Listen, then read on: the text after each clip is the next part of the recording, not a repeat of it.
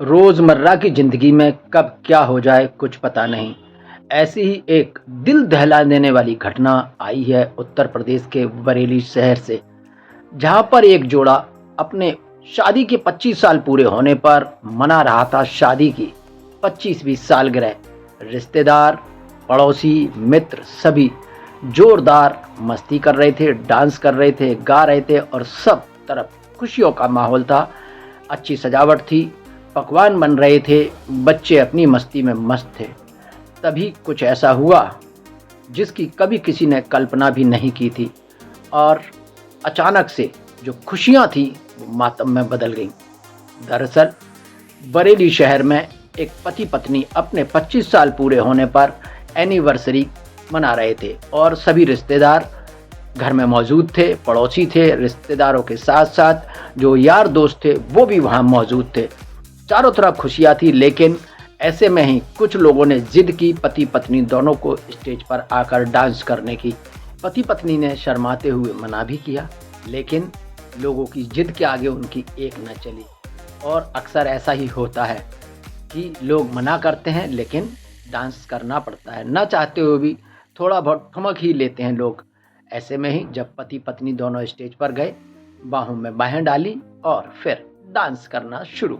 लेकिन जैसे ही इन पति पत्नी ने डांस करना शुरू किया, अचानक से पति को आया हार्ट अटैक और मौके पर ही हो गई पति की मौत। जहां 25 साल का साथ था वो एक पल में जुदा हो गया।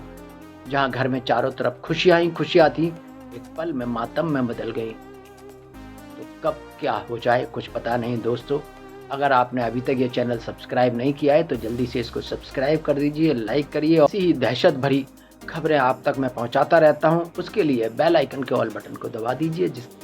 शादी की 25वीं सालगिरह पे 50 साल के जूता व्यवसायी वसीम सरवत और उनकी पत्नी फराह पीलीभीत बाईपास रोड के किनारे सालगिरह की पार्टी में अपनी 25वीं पार्टी की सालगिरह का जश्न मना रहे थे। इस कार्यक्रम के लिए इन्होंने रिश्तेदारों के बीच में निमंत्रण कार्ड भी बांटे।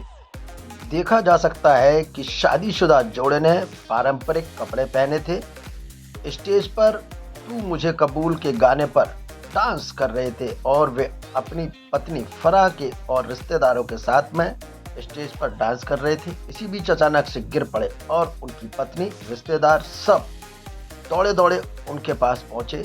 उन्होंने सोचा पता नहीं कुछ हुआ होगा, पैर में पैर फंसा होगा या किसी कारण से वो गिर गए होंगे। लेकिन जब उनको जगाने की कोशिश की, उनको होश में लाने की काफ़ी कोशिश की, लेकिन वो मौके पर ही उनकी मौत हो चुकी थी।